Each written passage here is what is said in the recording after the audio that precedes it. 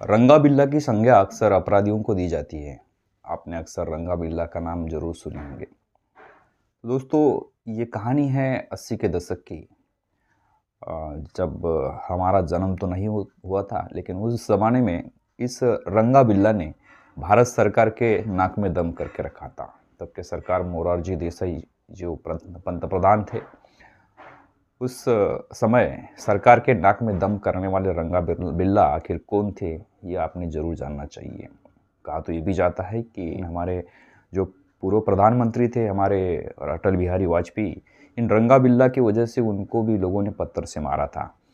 तो इस तरह से जब भी अपराध की दुनिया में जब भी नाम सामने आता है, दिल्ली का नाम सामने आता है, तो हमेशा निर्भया कांड हमारे जहन में आता है। निर्भया कांड जो है ये हमारे ज़माने की बात है, लेकिन 80 के दशक में सेम निर्भया की तरह ही वहाँ एक वाक़या हुआ था, वहाँ एक अपराध हुआ था और इसको अंजाम दिया था रंगा बिल्ला ने। रंगा बिल्ला की करतूतों से पूरा देश दहल चुका था। रंगा बिल्ला की कहानी अक्सर सभी लोग जानते होंगे। जो जानते हैं वो अधिक जानने की कोशिश करें, जो नहीं जानते वो अंत तक बने रहे। तो नमस्कार दोस्तों, मैं हूं आपका दोस्त सुनील तुर्कर। प्रभात क्राइम की एक नई कहानी में मैं फिर से आपका एक बार स्वागत करता हूं। तो आज की कहानी है रंगा बिल्ला की। 31 जनवरी 1982 को दिल्ली के तिहाड़ जेल में रंगा बिल्ला को फांसी दी जाती है। सुबह का वक्त था। रंगा बिल्ला को जेलर नहाने के लिए उठाया जाता है और उनकी आखिरी इच्छा पूछी जाती है और उनको फांसी के लिए तैयार किया जाता है। रंगा बिल्ला आपस में बहुत ही झगड़े कर रहे थे। बिल्ला का कहना था कि रंगा की वजह से वो आज फांसी के तक जा रहा है और रंगा का कहना था कि बिल्ला की वजह से वो फांसी के तक जा रहा है। दोनों में आपस में दोनों के झगड़े चालू थे। 2 घंटे तक ये रंगा फांसी पे लटकता रहा, लेकिन फिर भी उसकी जान नहीं गई। तो पहली बार ऐसा होता है कि जब 2 घंटे तक कोई अपराधी फांसी के तख्त पर लटकता रहा लेकिन उसकी जान नहीं गई, ये एक पहली बार हुआ। तो इस रंगा की कहानी आखिर क्या है और रंगा बिल्ला को आखिर तक फांसी के तक क्यों पहुंचाया जाता है, इसकी कहानी हम विस्तार तक जानेंगे। ये जो मैं कहानी आपको बता रहा हूँ, एक ब्लैक वारंट नाम की एक किताब है जिसके लेखक है सुनील कुमार गुप्ता। इन्होंने इस किताब में रंगा बिल्ला की कहानी काफ़ी विस्तार पूर्वक रूप से लिखी हुई है। जिस तरह से निर्भया कांड ने पूरे देश को हिला दिया था, उस तरह ही 80 के दशक में इस रंगा बिल्ला ने उस समय पूरे देश को हिला के रख दिया था। कहा तो ये भी जाता है कि इस घटना की वजह से जो वहाँ की मोरारजी देसाई की जो सरकार थी, ये सरकार तक गिर गई थी। काफ़ी हंगामा हुआ था। तो बने रहे इस कहानी के साथ। 26 अगस्त 1978 की ये घटना है। दिल्ली के धुला कुआ इस इलाके में एक नेवी अफसर रहते थे जिनका नाम मदन मोहन चोपड़ा था। मदन मोहन चोपड़ा नेवी अफसर थे और दिल्ली के धुला कुआ इस इलाके में वो रहते थे। उनके 2 बच्चे थे। एक गीता नाम की एक 16 साल की लड़की थी और 14 साल का संजय नाम का एक लड़का था। दोनों काफ़ी होशियार लड़के थे और जहाँ तक संजय ये 10वीं कक्षा की पढ़ाई करता था और जो उनकी लड़की थी गीता, वो वाणिज्य की पढ़ाई करती थी दिल्ली की एक नामी स्कूल में। गीता को रेडियो में गाने का बहुत शौक़ था, मतलब उन संगीत में काफ़ी रुचि थी।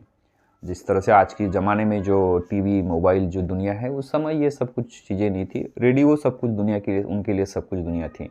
नेवी अफसर मदन मोहन चोपड़ा की जो लड़की थी गीता, इसको गाने का बहुत शौक़ था।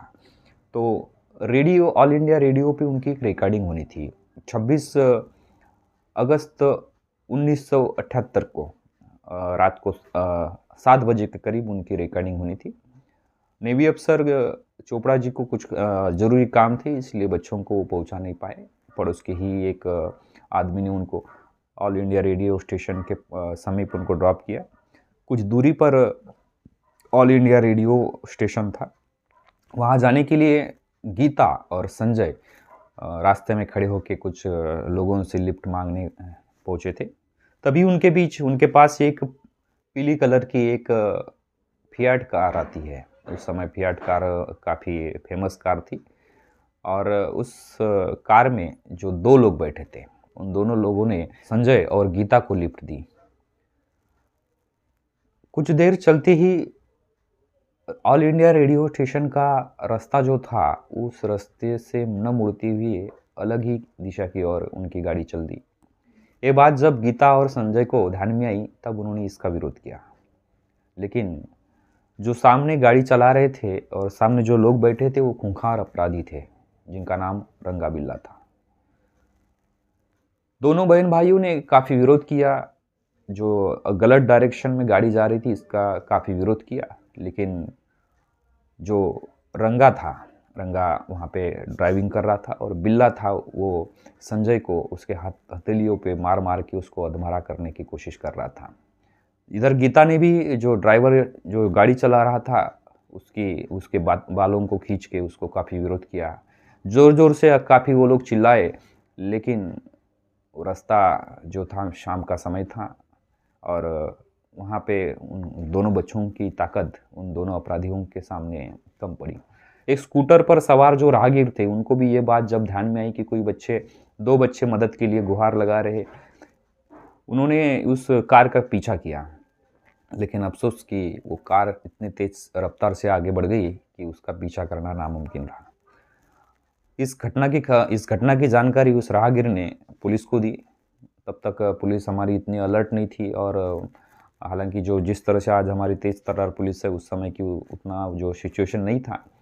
फिर भी पुलिस ने इस घटना को संज्ञान में लिया और इस कार का पीछा करने का कोशिश की। जब कार जो थी, वो जो फियाट कार थी, वो तेज रफ्तार से आगे बढ़ गई।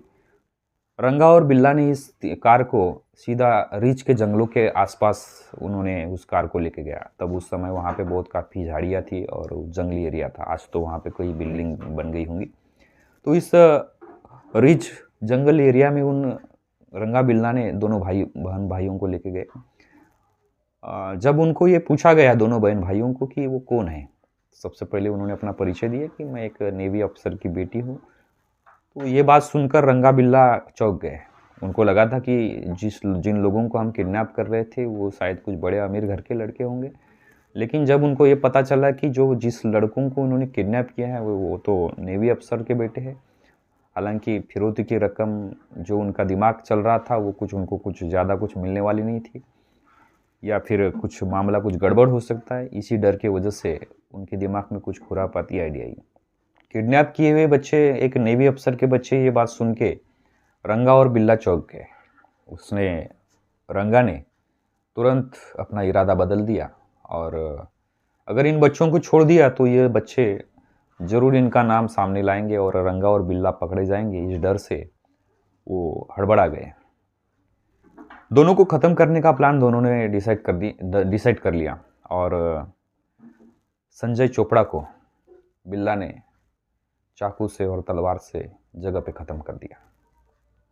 इधर जो उसकी बहन थी गीता चोपड़ा, चिल्लाती रही, रोती रही, लेकिन उस सुनसान जगह पे किसी ने उनकी आवाज़ नहीं सुनी। कहा तो ये भी जाता है कि झाड़ियों में उसके साथ दुष्कर्म भी किया गया, और रात के करीब 9-10 बजे के करीब गीता को भी रंगा बिल्ला ने दुष्कर्म करने के बाद उसको भी ख़त्म कर दिया। दोनों की लाश सड़क के किनारे फेंक दिया गया, और वहाँ से रंगा बिल्ला फरार हो गए। इधर इस घटना की जो जानकारी थी, उसके जो माता पिता थे, उनको कुछ पता ही नहीं था। रेडियो स्टेशन पे जब माँ ने उनकी आवाज़ सुननी चाहिए, लेकिन रेडियो स्टेशन पे तो उनकी आवाज़ ही नहीं आई। माँ बाप इधर परेशान हो गए। नज़दीक के पुलिस स्टेशन में उनकी रिपोर्ट दर्ज कराई गई। गुमशुदगी की रिपोर्ट दर्ज होने के बाद पुलिस सख्ते में आ गई। हालांकि एक राहगीर ने यह भी बताया था कि कोई उनको चिल्लाती हुई एक लड़की एक फियाट कार में जा रही थी। ये भी बात पुलिस को पता चल गई थी। दिल्ली, हरियाणा, यूपी और पंजाब, ये चारों एरिया में पुलिस अलर्ट हो चुकी थी।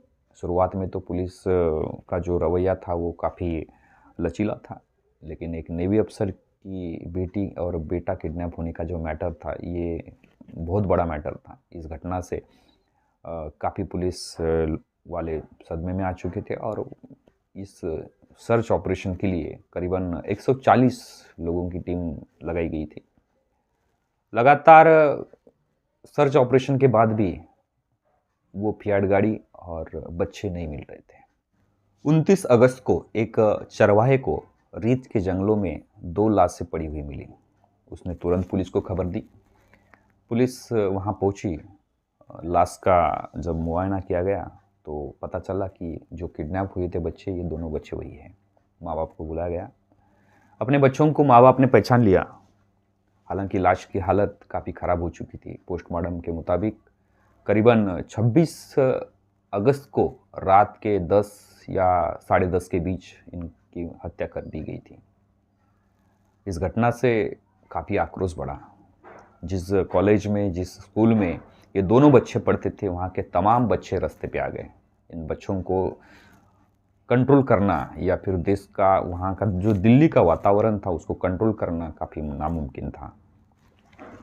बच्चों को कंट्रोल करने के लिए और भीड़ को काबू करने के लिए, उनको समझाने के लिए वहाँ के जो हमारे जो प्रधानमंत्री थे और तत्कालीन मंत्री थे अटल बिहारी वाजपेयी, ये भी वहाँ पे बच्चों को समझाने के लिए गए थे। लेकिन उन पर भी आक्रोशित भीड़ ने वहाँ पे पत्थरबाजी की और उनको भी लहूलुहान कर दिया गया। ये भी कुछ बातें अभी सामने आई थी। ये जो वाक़या था, इस वाक़या से पूरा देश हिल गया था। पहली बार किसी पीड़ित के घर प्रधानमंत्री मोरारजी देसाई उनके घर गए थे, ये भी कहा जाता है। इस घटना से पूरा देश हिल चुका था और संसद तक इसकी गूंज चली गई थी। आखिर रंगा बिल्ला को पकड़ना एक चैलेंज हो चुका था। तब तक तो ये भी पता नहीं था कि इनका कत्ल किसने किया। हालांकि जो एक राहगीर था, जिसने वो मतलब जो गाड़ी पे जो जा रहे थे फियाट पे, और जिसने उस स्कूटर वाले जो राहगीर ने उसने उनका पीछा किया था, उसने उन दोनों को देख लिया था और उसने ही पुलिस को उनका हुलिया बना के, कुछ स्केच बना के उनको दिया था। उस दोनों अपराधियों की स्केच जहां उस समय के जो अखबार थे, अखबारों में और टीवी में और रेडियो में इस तरह से जो स्केच बना के प्रसारित किया गया था, जो कि कहीं भी जो मिले तो सुराग मिले और उन दोनों अपराधियों को पकड़ा जाए। इधर पुलिस दोनों अपराधियों को खोजबीन कर रही थी और जो रंगा बिल्ला थे ये मुंबई भाग गए थे। इस घटना को अंजाम देने के बाद रंगा बिल्ला दोनों ये मुंबई भाग गए थे। मैं आपको बता दूं कि इसमें जो रंगा था, इसका नाम कुलजीत सिंह था और जो बिल्ला था, इसका नाम जसबीर सिंह था। ये दोनों कुख्यात अपराधी थे। शुरुआत में ये दोनों लोग बॉम्बे में रहते थे। यहाँ पे छोटी मोटी चोरियां करने के बाद इन्होंने अपना मोर्चा था वो दिल्ली की ओर मोड़ा था। जो रंजीत सिंह, जिसका नाम रंगा था, ये बॉम्बे में रह के एक बार उसने 2 मर्डर भी कर चुका था और कुछ दिन थाने के जेल में ये बंद भी था। कुछ दिन उन्होंने मुंबई के एरिया में बहुत सारी वसूली और क्या उसको किडनैप और इस तरह से जो कुछ आपराधिक मामले को अंजाम देकर इन्होंने अपना जो रुख था दिल्ली की ओर मोड़ा था। मुंबई में अपराध करने के बाद ही, ये छोटी मोटी अपराध करने के बाद ये दिल्ली में भी अपराध को अंजाम देने लगे। छोटे मोटे अपराध करने के बाद कुछ बड़ा अपराध करने की ये लोग फिराक में थे, तभी इस घटना को इन्होंने अंजाम दिया था। घटना को अंजाम देने के बाद रंगा बिल्ला दिल्ली से सीधे बॉम्बे चले जाते हैं और वहाँ से भटकते भटकते फिर से एक दिल्ली चले जाते हैं। और दिल्ली जाने के बाद जिस वो रेलवे के डिब्बे में बैठे थे, वो आर्मी कमांडोज की वो डिब्बा था। जब वो ये दोनों लोग वहाँ पे डिब्बे में घुसते हैं, वहाँ पे आर्मी कमांडोज के साथ उनकी नोकझोंक हो जाती है। वहीं पे एक जो कमांडर थे, उनके इनके जो स्केच जारी किए थे पुलिस ने, दिल्ली पुलिस ने जो स्केच जारी किए थे, इस स्केच पे जाती है और वहीं जो ऑफिसर थे उन्होंने इस एक बंदे को वहाँ पे पहचान लिया। तुरंत उनको पकड़ लिया जाता है, पुलिस के हवाले उनको किया जाता है। हालांकि उसके बाद 31 अगस्त को वो जो फियाट कार थी वो भी पकड़ी जाती है और वहाँ पे जो फॉरेंसिक एविडेंस के साथ रंगा बिल्ला के साथ उनके जो एविडेंस थे वो मैच किए जाते हैं और आखिर इस घटना को अंजाम देने वाले रंगा बिल्ला आखिर पकड़े जाते हैं। जब पुलिस को 31 अगस्त को उस कार का पता चला जिसमें इन्होंने इस दोनों बच्चों का अपहरण किया था, उस कार का जब डिटेल निकाला गया तो पता चला कि ये भी कार एक चोरी की हुई कार थी। यूँ तो अच्छा हुआ कि उस कार के जो मालक थे उन्होंने आप पहले ही उस कार के चोरी की रिपोर्ट दर्ज कराई थी। उसके बाद उस कार का नंबर प्लेट भी इन्होंने चेंज कर दिया था। इस घटना के बाद जनमानस में काफ़ी आक्रोश था। हर एक लोग इनको फांसी की सज़ा की मांग करते थे। लोअर कोर्ट ने इनको फांसी की सज़ा सुनाई। उसके बाद में सुप्रीम कोर्ट और राष्ट्रपति ने भी इनकी जो फांसी थी वो बरकरार रखी। जिस तरह से निर्भया कांड के बाद हमारे देश में जो कानून व्यवस्था थी बहुत सख्त हो गई, पुलिस थी वो एक अलर्ट हो गई। इसी तरह से 80 के दशक में इस कांड ने पूरे देश को हिला के रख दिया था और उसके बाद जो पुलिस प्रशासन थी हमारी, काफ़ी उसमें बदलाव आ चुका था। इस तरह से इन खूंखार दरिंदों का अंत हो जाता है। तो दोस्तों, ये थी आज की कहानी। फिर से एक नई कहानी के साथ आपके साथ प्रस्तुत होंगे। तो अगर आपको हमारा चैनल पसंद आए तो आप ज़रूर सब्सक्राइब करें, लाइक करें और शेयर करें। तब तक के लिए नमस्कार।